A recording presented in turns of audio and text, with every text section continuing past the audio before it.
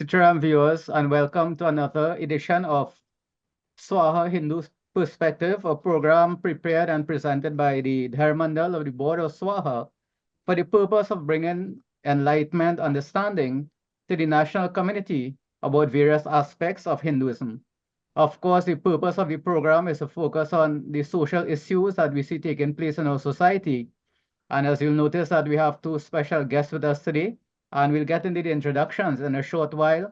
And this is going to be the nature of the program as we move forward, that there are other organizations in addition to SWAHA who are doing human service towards Trinidad and Tobago. And of course, we'd like to highlight some of those individuals. And today we are going to highlight SEWA International. We normally start with an opening prayer, and I'll ask Pandit Ishwar to lead us off in our opening prayer. Sitaram, everyone. We all join together as we focus upon Sri Ganesh Bhagwan. Om Vakratunda Mahakaya Surya Koti Samaprabha Nirvignam Kurume Deva Sarvakaryeshu Sarvada Om Ganganapate Namah. Boli Shri Gajanan Swami Ki Jai.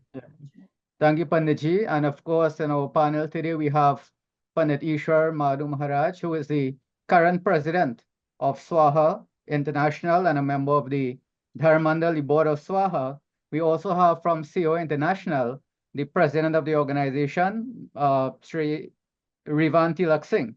So, Revan, thank you very much for agreeing to be part of our panel today and part of our discussions. We also have Dr. Vedavid Manick, who is the coordinator of medical services for COT. And today's program will focus a little bit on the organization and the human service that is being done, as well as some key activities that they are going to be engaging in very soon. And we'll also be talking a little bit about possible partnerships and collaborations between SWAHA and COTT moving forward. But before we do so, we just like to give a little update on the SWAHA side. And, last week, Sunday, the 19th of May, we had our Ramayana singing competition. And, I would like to say on behalf of the entire organization, special appreciation to Pandit Ishwar.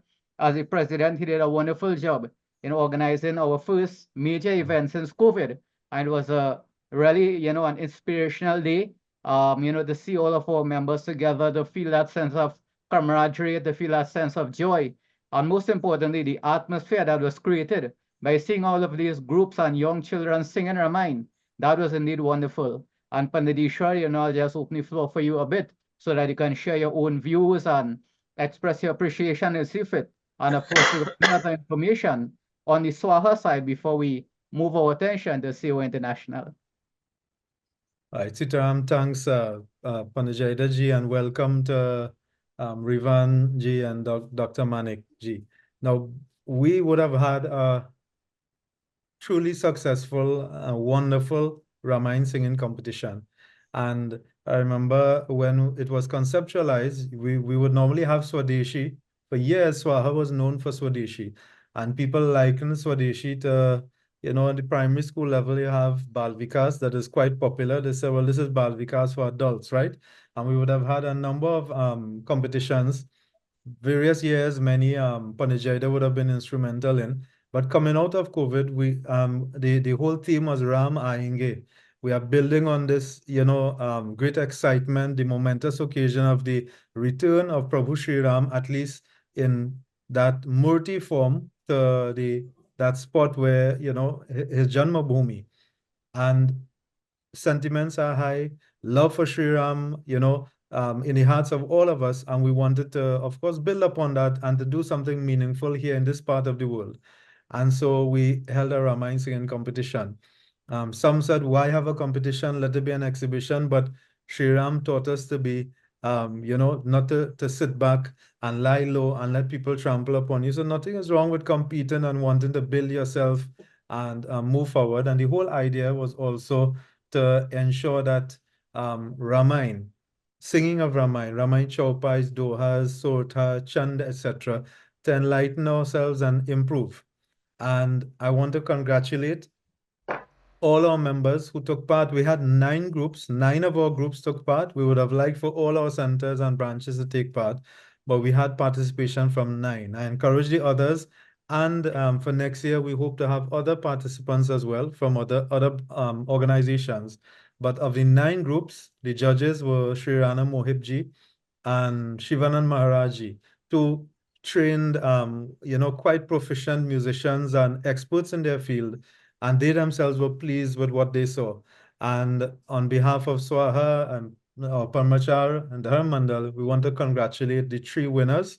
So, well, first, second, third, first would have been Bhakti Jyot Mandali, spiritual leaders Pandit Umadat Maharaj, the yellow team, yellow and red, I believe they were victorious. Really wonderful. And beautiful chanting of Ram Ayengi at the end that I think caught everybody off guard, but they really did a wonderful job. Second, placing second was Om Shakti Mandali, spiritual leaders, Pandit Balram Prasadji.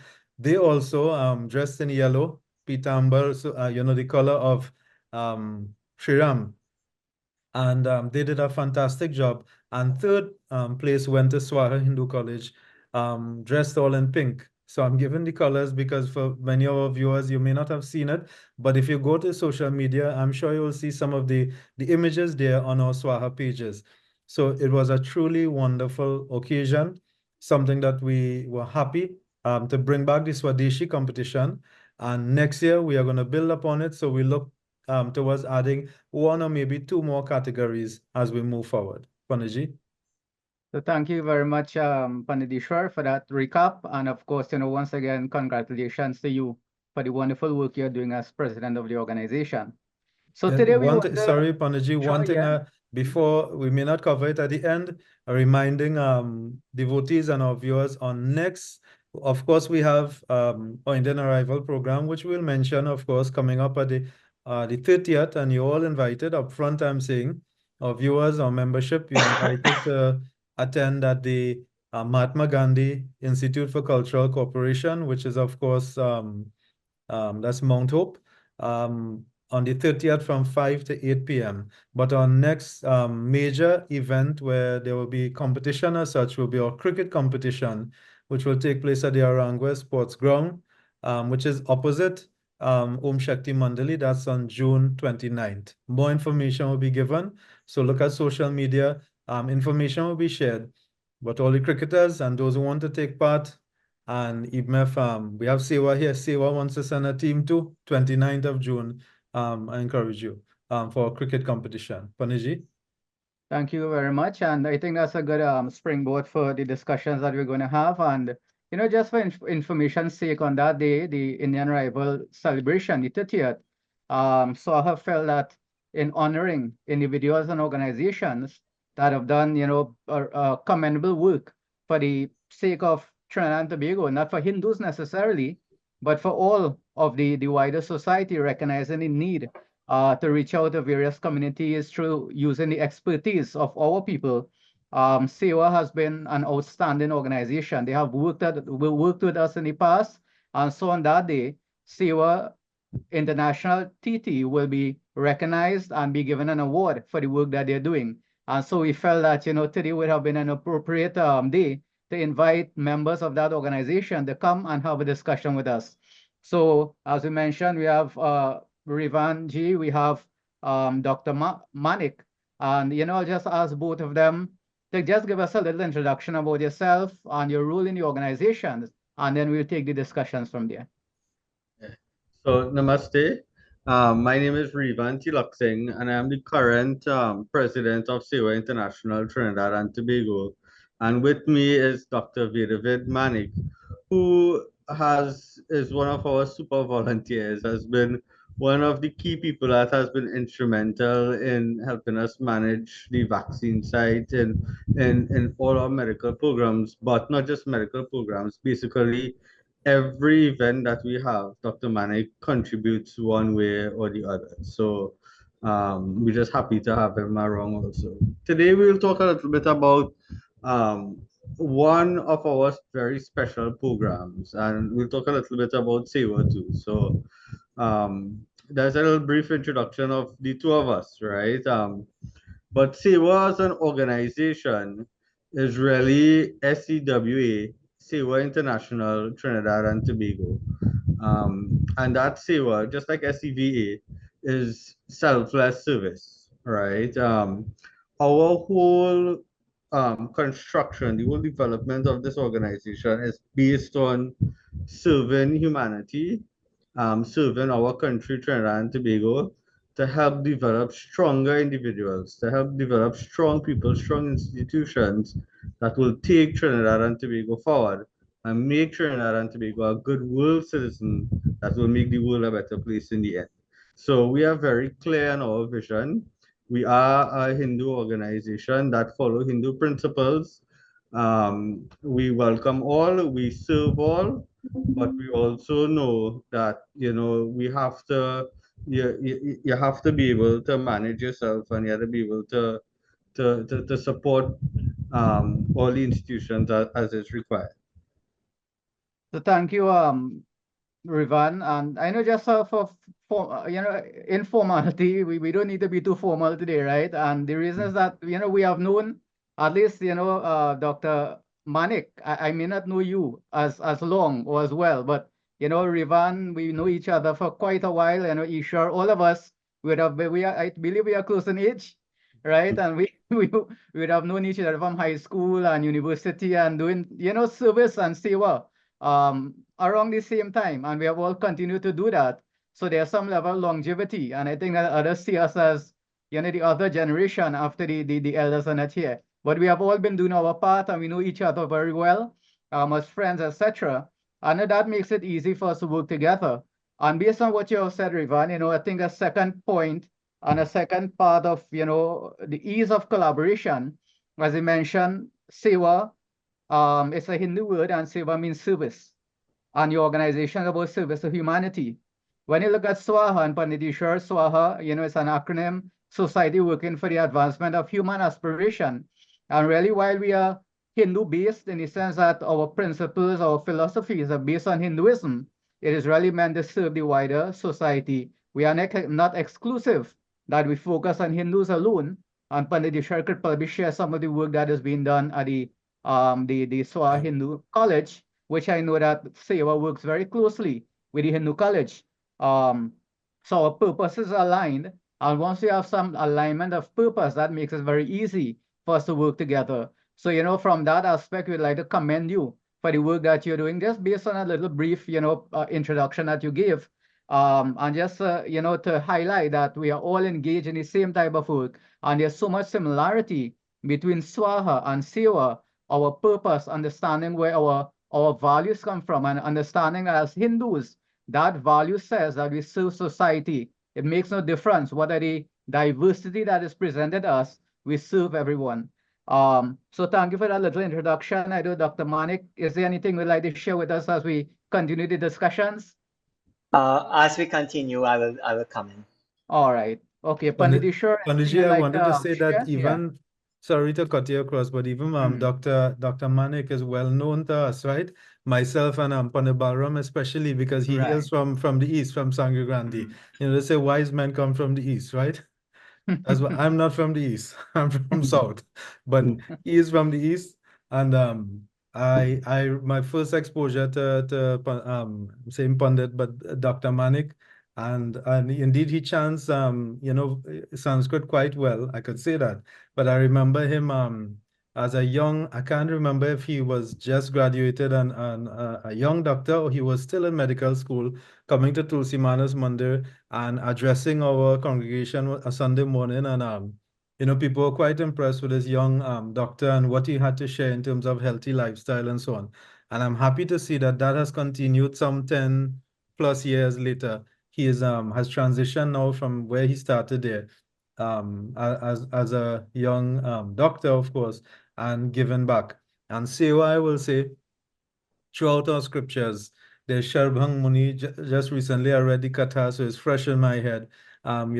Sri Ram told him, it is your seva, your own service, your own parupkar. This is the reason why I'm here to give you darshan. Jatayu, the Lord also mentioned the seva and the service that he did was the reason for the exalted position he will reach to after leaving this mortal world. So the importance of seva and serving others If we were to look at it also in terms of charity, Satyam Saucha, Daya, compassion. Satyam Sauch, Satyam is truth, Sauch, cleanliness, Daya, having compassion towards other people, being kind towards others, and then the final one, charity. So within Seva, as you do Seva, there's an element of Daya, compassion in it. There's an element of Dan, must be, because to do Seva, others have to give. For us to be able to give, for Seva TT or Seva International TT to be able to give, there are those who are giving of their time, giving of their talent, giving of their expertise, like the doctors, like the nurses, the volunteers, and there are those who are giving of their, we say, treasure. There's a term at Pandabaram also always says it, TTT, time, talent, and treasure. Of your finances and your resources you're using for the betterment and the welfare of all. So I know in discussion perhaps Revanji or Dr. Manick will tell us some of the other individuals who are involved with them and the work that they're doing, because we know it takes a lot of coming together, a lot of pulling resources from all different directions to make it work. And I will say that we have had a wonderful relationship with Seva so far, which is why the organization decided to give one of our Swadeshi Awards to Seva to recognize them for the tremendous work that they're doing. Panajaydat, yeah. Thanks, Pandit. So Revan and Dr. Manick, let us know, as Pandit Ishwar mentioned, you all are not new in the game, right? You all have Yeah. been around for a while. So tell us and so our viewers know, some of your key achievements. I know that during the floods and all of that, you would have organized hampers. So from your archives, let us know let our viewers hear what are your key achievements, what are the key things that you have done, your key initiatives, and probably some of the partnerships that you have formed over the years operating as an organization. So I will speak to some of those things, and I'll ask Roman to speak about the importance of blood donation and talk a little bit about our vaccination drive and some of our health fears, right? So those are the three things that we will spend some time on. But before we go to that, I'll just talk a little bit about how we come up with these projects and how we reach where we are right now. So Sewa is just about 10 years old now, and we started in 2013, right? Just our first project was providing some food packages on Shivratri night, right? As a group of young people, we came together and we realized, look, there are certain gaps in society. And these gaps come in food, shelter, clothing, water supplies, medical care, especially in times of disasters. And we understood that we can't fix everything, but we could start working on some small projects and building. So while pulling our minds together, we recognized, look, when there's a natural disaster, we require food. So now we start practicing giving out food. Or now we start practicing managing healthcare systems and figuring out the healthcare systems. But in order for you to be ready when there's time a natural disaster, right? You had to keep doing it over and over and over. You have to practice, just like job, just like anything else you're doing, you had to practice it, right? So we take this up as our kind of devotion, and we started off with building. The first year we built 35 food packages. The second Shivratri that moved to 70, third Shivratri that went to 150, until we reach I think the most we ever did on one Shivratri night was 1,000. This year we did 800 food packages and visited 63 different mandirs, all on Shivratri night. And all of that happened very seamlessly. The food packages, the total cost of it sometimes costs all the way up to $400,000-500,000, and all of that comes from small individual donors, people who we've built a system with the supermarkets, a system with our online platforms, etc., to collect money efficiently, have it recorded, have people get receipts, and all of that happens within just a 2 or 3 week period. The food packages is made in one day, And as I tell you, we distribute that all in one night, right? But we have been doing this now over and over and over. And when we had major floods and when we had the COVID pandemic where people couldn't work for a very long time, we did 3,000 food packages in one day, right? Very high quality food packages, almost 40 items, 30 items in the food packages.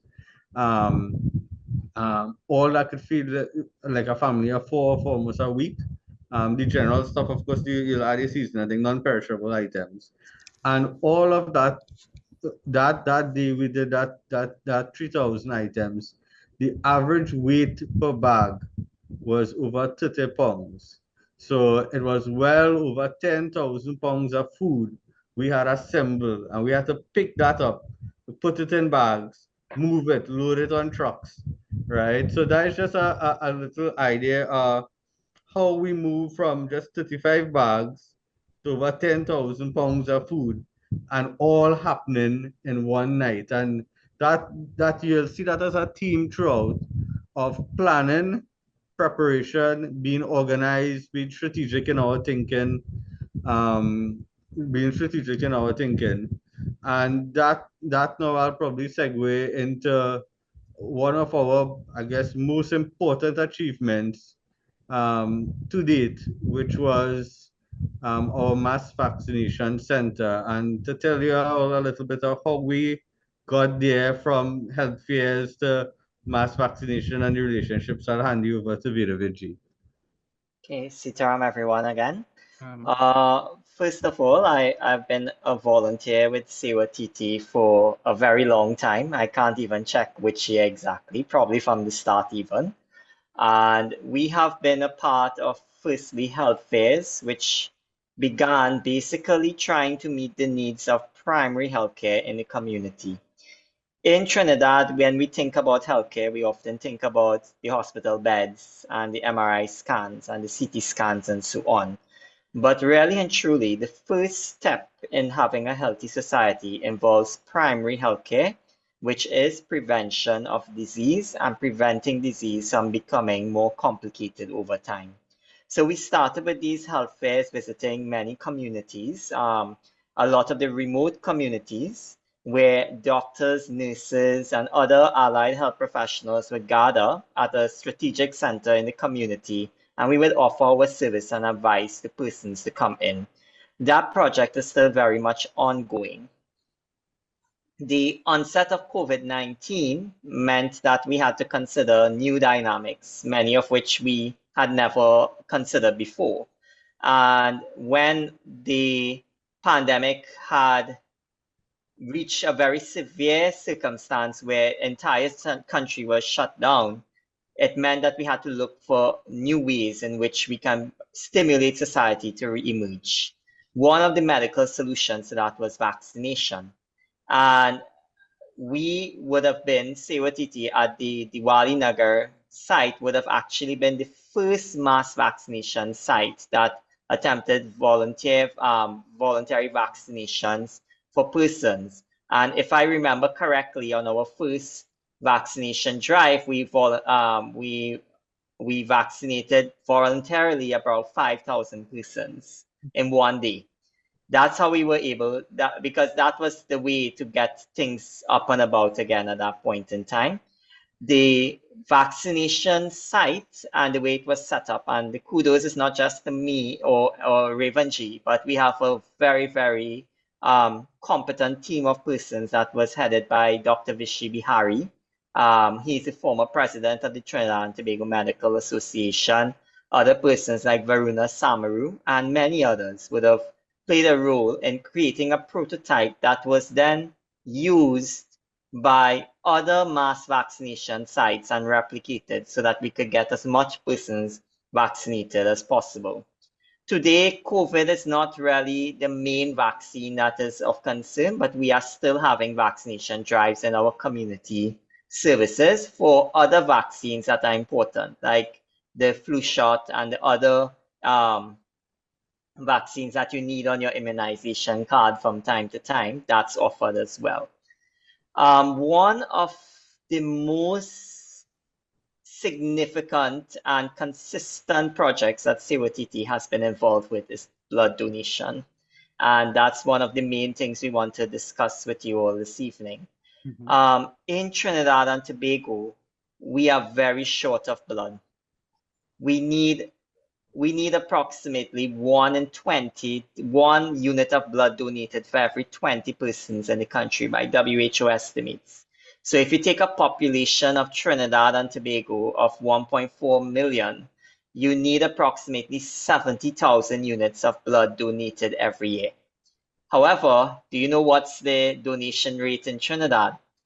We only manage to get 20,000 units of blood donated voluntarily every year. So we have a shortfall of approximately 50,000 units of blood. So we want to bring awareness of blood donation. So COTT has been doing voluntary blood donation drives in different communities over the year. And upcoming on, I think, June 1st, 2nd, and 3rd, we have another initiative. I'll ask Revan to speak about it again in a bit, where we'll be encouraging persons to donate blood. Donating blood is a voluntary process. It's a safe process, and it has the potential to save lives. Each person who donates a unit of blood, they have the potential of having 7 persons at least benefiting from that 1 unit of blood. And we need blood. We need blood for persons who end up in car accidents. We unfortunately and sadly need blood for persons who become victims of violence. We need blood for persons who have major surgeries, including surgeries for diseases such as cancer. We need blood for persons and children especially who suffer with blood conditions such as thalassemia. Sometimes a blood donation is the only treatment that will help them overcome the difficult period of health that they are having. And so we will want to encourage persons to look out for the upcoming vaccination drive the blood donation drive that is coming. And we want to have more persons volunteering to become voluntary blood donors. It is a safe process, and it does make a very big difference in the healthcare system. So I don't know if Revan wants to add anything else. Well, actually, seeing Pandit Jaidat here, I just probably take him back down memory lane. I don't know if you remember Pandit Jaidat, but when you were principal at the Swaha College by the Sukshanti Mandir, Yes, you had Green asked Road. me to you had asked me to teach IT, and one of your IT students was a guy named Dinesh Ramkisoon. This was back in 2007. And he had thalassemia. And I met him there, I mean, as a young student, and it really pulled at us that, look, this guy could live a completely normal life. I saw him just a few days ago at Nestle 5K, and he's doing so well now. But yeah, he needed blood every month to live a normal life.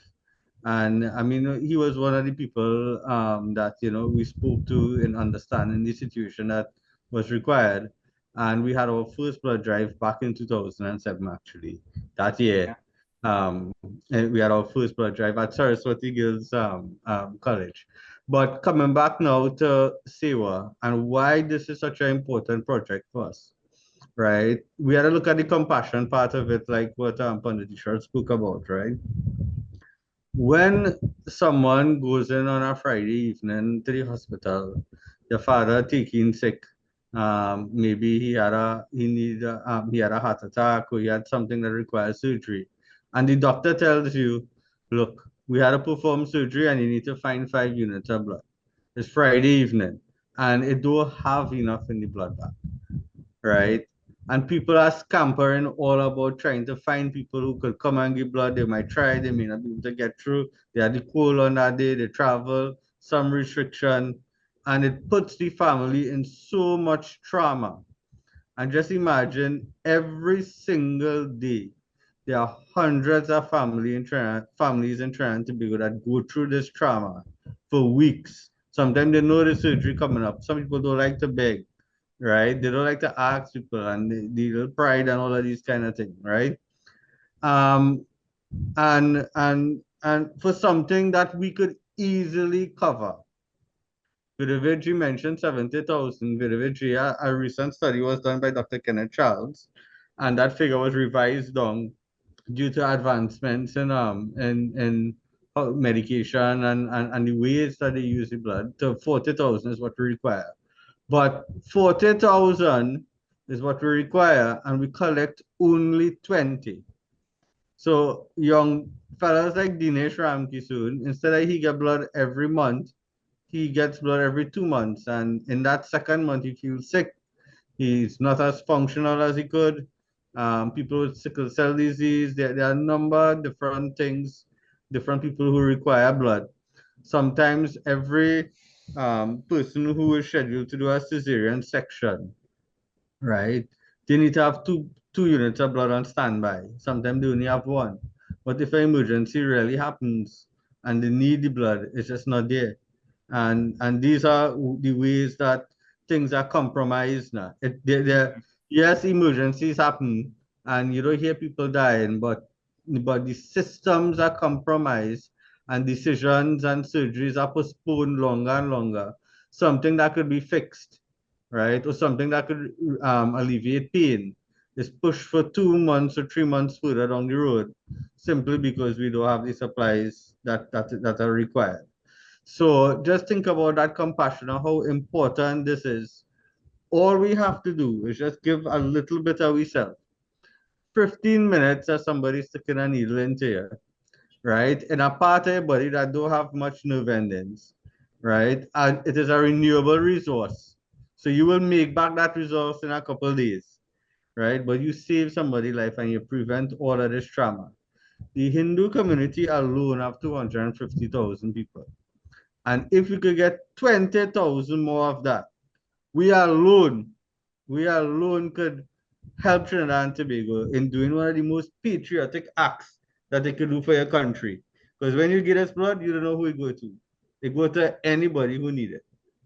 And if we could bring those numbers from 20,000 to 40,000 up, it means that nobody have to ask for blood again.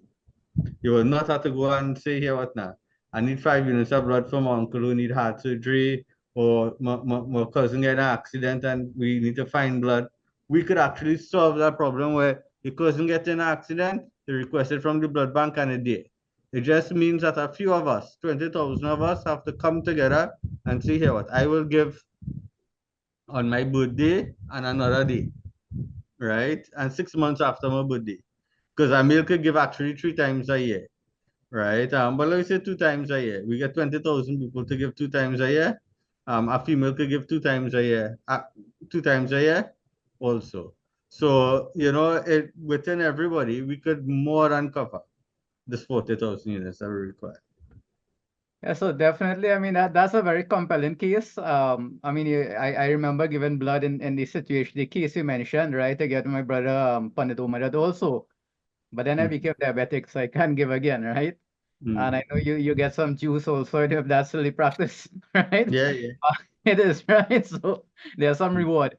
Besides the, you know, the satisfaction of helping out. But that's a very compelling case you're making, Revan and Doc. And I think that this information needs to get our person. So for example, I can tell you that in the area in where my temple is located, this type of information is not available. And if it is, then certainly I'm sure that we can get, you know, if a drive is organized in, let's say, Madras, Las Lomas, Kelly, etc., that is definitely going to bring out persons who are willing to help. I know that some individuals may go to centers in other places, but not everyone can do that. Not everyone has mobility to move out of the community, but there's also that willingness to help, because this is in nature of our people, and those are predominantly Hindu communities. So that there are things that we can do as organizations to work together to try to reach this ideal of, you know, 40,000 units as is needed. So I just want to take the discussion a different direction. And before I do that, just a comment you all on what I'm hearing in terms of, you know, the organization and the logistics. When you mentioned that amount of hampers and how fast it is organized, I mean, that's a level of experience, you know, and qualifications from persons in your organization to have that logistics organized, to have those that model that you have to ensure that you are able to deliver on time. You also mentioned how fast you can rally organizations to get donations and all of that. And I mean, I'm not sure if you all understand what that means. But that says that in terms of the persons who would deal with you, who would give to you, donate to you, that there's a certain amount of assurance of transparency and accountability that whenever a need arises, that in a short space of time, you're able to raise that type of funds, you're able to raise that type of to collect those goods, etc. Because now, I mean, everyone asks for donations, all organizations, and it is not easy to give to everyone. And what any donor will look at firstly is it that I have evidence that this organization, as they collect, they're going to do with this as they say that they're going to do. And that transparency and accountability and that assurance, I mean, I'm talking from the perspective of a business person involved in organizations also, that I can tell you that becomes the most important thing. If you're looking at international funding, that is what they need to see. What is your model? What is your organization?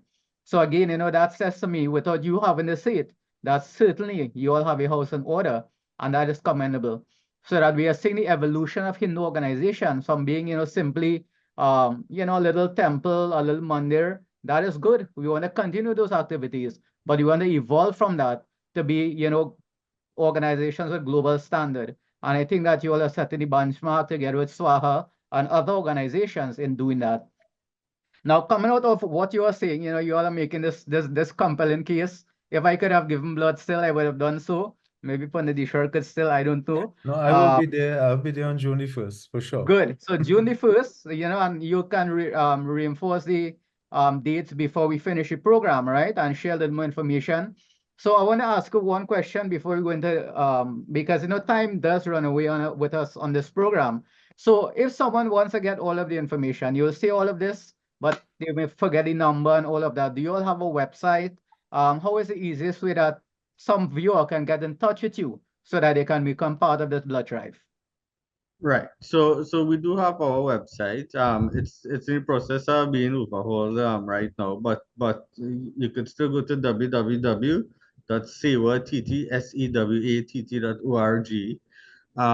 You could visit our Facebook and Instagram pages. Just search for Sewa_TT or Sewa TT, and you will see us on both Facebook and Instagram. We have our little WhatsApp group also, and you could call 333 Sewa. 333 SCWA, right? You just call that number and someone will answer the phone and we could answer all the questions. A couple things to follow up on what you had mentioned, Pandit, that in terms of accountability and the way we operate, right? We see ourselves as the Sewa arm of the Hindu community itself, not a organization. So our intention is, for instance, we help the school with Seva projects, right? And not really help the school help we too, right? So the school has been such an asset to us and has built out Seva on so many large projects that we had. And we could take up large projects because we know we have an asset like the Chinmaya Mission School or the Swaha Hindu College School, that if we're in trouble with labor, the children come and help, right? So you could take grander projects because you know you have that support, right? And what we're saying is that if you have a few mandirs under the Swaha banner and other mandirs around, and you want to conduct a blood drive and be part of this, you could give us a call between 2024 and 2025. We hope to help inspire and manage and make the links with the blood bank and help you put all the forms in place and everything that is required so that you could host your own blood drive. Because moving from 20,000 to 40,000 is not something an organization, COTT, could do. But a Sewa movement that involves all organizations could more than make this happen, right? We have the potential, we have the skill, we are the Hanuman spirit, we are the Hanuman blood basically passing through the veins, right? That's the tradition we come from. So we could more than do something like this. So that's great. And I mean, you are right. Much persons don't use, young people don't use websites again as much as they're on social Yeah. media, Mhm. Facebook, Instagram. So it's easy. You just type in Sewa TT, Sewa International, and they're going to find you, right? So to our viewers, especially the younger ones, Sewa International TT, Sewa, whatever it may be, you're going to find them. Something is going to pop up. And get in touch with the organization. And of course, we join them. You have heard the case, giving the blood 15 minutes and you can be saving lives. There are so many instances you can go and see, parents who are children of thalassemia and all of that, the effects and how it can affect their lives, how it affects the lives of the parents, quality of life, and you can be doing your part to alleviate that pain from individuals. Yeah. So I think that we just have just a few minutes to speak on maybe one issue again, and and I know you alluded to it, Rivan, but if you want to talk a little more in terms of partnerships and Pandadishwar as a president, maybe you can take this part of the discussion. If we are looking to do something in partnership, maybe in the near future, what Sure. would you recommend and what can we do so that we say Swaha Seva, so that we show that, as organizations, we don't stand separately. If we are all serving the same purpose, let's stand together. So what may be some ideas we can come up with where we can partner, Swaha Seva TT? So I wonder, Maybe you can lead this discussion. Yeah.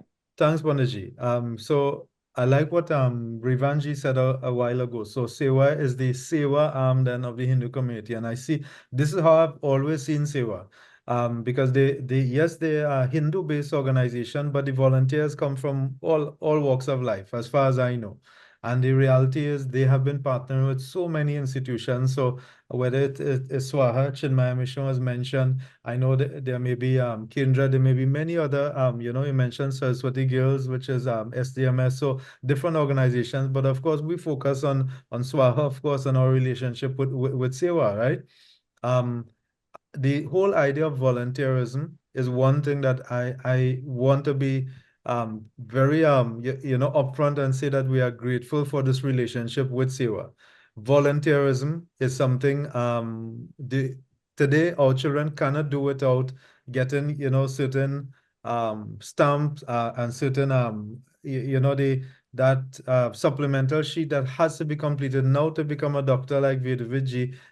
You have to have a whole long list of organizations and projects with which you volunteered your time and gave of yourself in. And I can say that Sewa has been assisting and partnering with Swaha in that project. And I know it's not just our school, would have been other schools also, where they offer an opportunity because we may have the manpower for certain things, or the boy power, girl power, as the case may be with our young people who are assisting, but they want to be mentored and they want to see that there are opportunities for them to give of themselves to, because they would have been assisted growing up and coming through schooling. And then they're seeing that there's an avenue now that they could give back. And I want to commend Siva for that. And I want to say we want to build on that. So on June the 1st, I know there's also at Mount Hope, I can't recall the exact location. You all could mention it at the end. And then on June the 2nd or the 3rd, there's also another blood drive, right? I would want that in terms of our Sewa and Swaha interaction, is something that we definitely want to build on in terms of we are willing to support initiatives like the blood drive, like we are hoping that vaccination, the mass vaccination that took place, there should be no need for that in the future, at least not in that extreme way. We don't want that. But I must say that I recall recently Dr. Vishy Bihari ji came to Swaha, and I benefited also where we got some of those critical, vaccinations that people, even things like hepatitis. I remember also I forgot the other one that is rarely taken, but it was wonderful to be able, even things like tetanus and so on, different shots that were given. And our staff, entire staff, and we had the temple also coming across and benefiting from it. So just as Pandit has suggested, I would want that we could continue with this partnership, and we're willing to work with you if it is you have other ideas to of how we could assist you in the future as we move on. But certainly before the end of the year, to Revan and Dr. Manick, another, whether it's a blood drive or vaccination, if you need our support, we will be there because we ourselves want to ensure that our membership we want to encourage them to do their part in terms of volunteering, giving up themselves to assist others, right? So that's as much as I will say. Panajeda, Revan, yeah. Thank Yeah, you. And Revan, we'll give you only last, few minutes to say what you think, is necessary to be said. Yeah, well, I'll just tell a little bit about the blood drive and I'll ask Dr. Manick to just close with yoga and how we view yoga in terms of health and maybe we could do something with the school. So the blood drives are on Saturday, 1st of June at Mongto Blood Bank and the Swaha Hindu College concurrently, right? So we have two locations that you could come to, and you could come from 8:30 a.m. to 2:30. You could call the 333 SEWA number, right? Or email admin@sewattt.org. We will send you a link so you could make an appointment so you don't have a long wait, or you could just walk into, but we prefer you give us a call so we could schedule you. And then on Sunday the 2nd, we have at the AMICTS Mosque, which is center, which is in Calcutta Road number 2, Freeport. So we're also partnering with the Rotaract Club of Sandy Grande and the Rotaract Club of UE. And what we're really trying to do here is practice our logistics, right? This is a simulation of there's a natural disaster and we have to collect blood from certain units. So because Sandy Grande Hospital is cut off from Port of Spain, right? And Moncton is cut off from the east and the southern area is cut off from the north. So we have to collect, there's a major natural disaster in Trinidad and Tobago, and we are trying to see how we could collect blood from 3 areas at the same time on the same weekend and distribute it and work out all the logistics required. Practice. So if ever something like this happens, and let me say a main bridge by Trinity collapse, right? And we can't cross the highway by Macoya, for instance. And we had the Carnegie Bridge collapse because of a major earthquake, right? These institutions, we could still function and have these blood drives happening concurrently. So this is just a little bit, and now I'll hand you over to Vedavid, who could tell you a little bit about health and yoga as we're coming up to Yoga Day. Right. Okay, thank you very much, Revan G. So our rishis and sages realized very early on that healthy lifestyle is absolutely important to spiritual progress. You don't achieve anything spiritually if it is physically you are unwell. And yoga, and International Yoga Day being on June 21st annually, we want to bring back that emphasis on healthy lifestyle. Yoga means, it comes from Sanskrit root which is yuj. It means union within yourself, your body, mind, and spirit, as well as union with the highest supreme. We focus a lot on the physical aspect of yoga, which is the different asanas and postures. And this is very important because there are immense health benefits that can potentially emerge from just practice of yoga on a regular basis.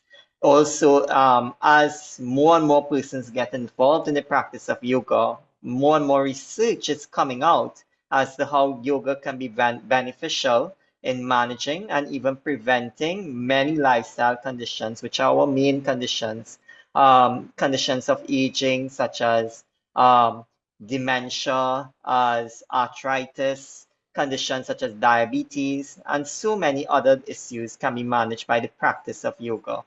Sewa has been involved in promoting yoga for quite a while right now. There are a competent bunch of yoga teachers that are trained, and I was fortunate to be one of the recent trainees in the past year, and who can at any beck and call assist in providing a voluntary yoga training or teaching to persons around. We are also in the process of working with many other programs catered to specific groups, so like yoga for diabetics. And we have had pilot projects that suggest in the empirical data that the practice of yoga actually improved the control of diabetes in those who took it up. So we want to bring awareness that yoga belongs to the Hindu community, belongs to us, and we should take advantage and capitalize on it to promote a healthy lifestyle and by extension, a healthy society. So thank you very much. And I think we have had a wonderful program and, we really appreciate. So, okay, Pandit, yeah. One thing I want to add to Dr. Vedavid, so Sewa, I know, partners also with the Indian High Commission. So too does SWAHA. So there's the International Day of Yoga. There's an event in Tobago. Other parts of the country, of course, apart from what Dr. was mentioning, but on the 19th of June, there's the International Day of Yoga on the boardwalk, as they have been celebrating in recent years. So you're invited 6 a.m. Revanji is 6 a.m., right? I believe. Yes. We are also involved. Panajaidat, I know I met you there a couple years. You have been there as well. So we're inviting our viewers to come out, come with your yoga mats, participate. I may be on the stage because we normally have the assist. But I'm encouraging all our viewers to come out. As Dr. G has mentioned, the importance of yoga, and we fully endorse that. So it's June the 19th. It's a holiday. Early morning drive up to Chaguaramas, right, Panaji? Okay, so thank you. And I think our viewers have had a lot of information and food for thought. And of course, thank you to both Revan and Dr. Malik. Do I have Manick? Sorry. Manick. Yeah, that's for your, okay. for your, the contribution you have made. And we look forward to seeing you all on the 30th, all right? And I think based on everything we have heard today, there isn't a shadow of a doubt that you're deserving of national recognition for the wonderful work that you're doing, towards not just Hindus in Trinidad, but towards all persons of all walks of life. And that is in keeping with the philosophy of Hinduism, as all of us know it and we believe. So thank you very much. And, we look forward to future collaborations with you. Pandit Ishwal, if I'll ask you to end up the program with a prayer. Of course. And on my own behalf too, I would like to thank our two esteemed representatives of SEWA International TT. And all viewers, I ask you to join with me. We focus upon Sri Ram, our sentiments of love for Sri Ram uppermost in our minds. Jai Shri Sita Ram. Om Ramaya Ramabhadraya Ramachandraya Vedase Raghunathaya Nathaya Sitaya Pateye Namah. Om Shri Sita Ramachandraya Namah. Bole Siyapati Ramachandra ki jai, Swaha Mata ki jai, Satya Sanatan Dharma ki jai, Sita Ram. Saran Tobago Desha ki jai. Jai. Jai.